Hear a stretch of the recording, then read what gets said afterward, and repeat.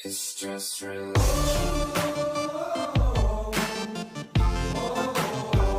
It's just Hello and welcome back to RS in 5 or Less, where we seek understanding and understand seeking.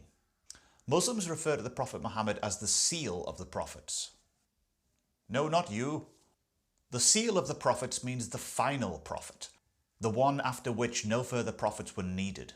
When speaking the Prophet Muhammad's name, they will add "peace be upon him" afterwards. This is a sign of respect, although it should be noted that Muslims do not worship Muhammad. The 33rd chapter of the Quran reads, "Muhammad is not the father of any one of you men.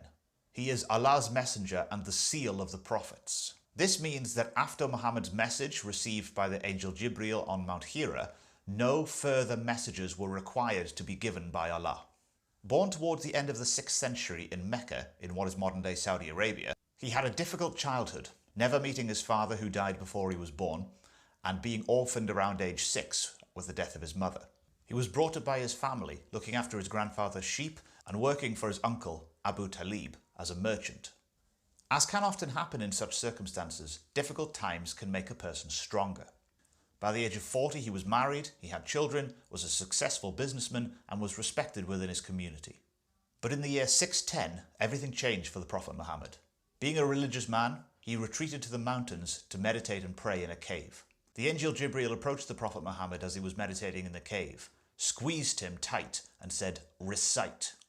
He did not understand this, but it was repeated twice more, and after the third time, he began to write what is now called the first revelation of the Qur'an. This is seen as a miracle because the Prophet Muhammad was believed to be illiterate, unable to read and write, before these events.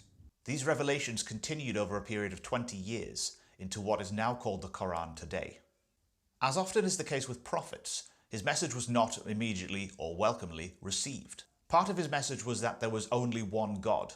This was a problem to the people of Mecca, who made a good living out of selling idols, small statues of local deities. Also, his preaching included that they should stop drinking alcohol, cheating and gambling, none of which went down very well. 12 years after his first visitation with the angel Jibreel, he had to flee the city of Mecca. This was because the leaders of the city had become so outraged by his preaching, and his band of followers was growing. He started to receive threats against his safety and against his life, and so he fled. This leaving of Mecca is called the Hijrah. He fled from Mecca to the nearby city of Medina. There, the number of converts he had grew to over 10,000. He and a vast army marched on the city of Mecca, retook it, and destroyed 360 idols which were stored within the kaa'ba. This established the kaa'ba as the centerpiece of Muslim religion and as a representative of there being one God.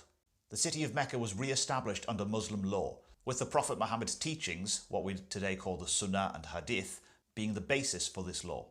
For an extension, further research some of the battles and trials of the Prophet Muhammad between him leaving Mecca and returning years later. In 632, the Prophet Muhammad returned to Medina, where he grew ill and died. The question arose, who should succeed him? For an in-depth look at the differences between Sunni and Shia Islam, click here. Sunni Muslims elected Abu Bakr as their caliph, leader. Shia Muslims elected Ali as their Imam. Shia Muslims believe that Imams are required in order to correctly interpret the Quran and apply it to today's world. The term Imam is given both to Ali and his successors, as well as the person who leads communal prayers in a mosque. It is difficult to overstate how highly the Prophet Muhammad is regarded within Islam. As a teacher, Muslims believe he to have the highest possible authority. As a leader, they believe he judged justly and ruled rightly. As an individual, that he should be emulated, though not worshipped, and as the final prophet, is the person most honoured by Allah. Some questions to consider. Does the Prophet Muhammad being the seal of the prophets render the other prophets as redundant? Should Muslims emulate the Prophet Muhammad's life or seek to follow his teachings, or both? Would it change the meaning of the account of Muhammad with the angel Jibreel on Mount Hira if he were or were not illiterate before this? And to what extent should the Prophet Muhammad be seen as a model for religious believers today?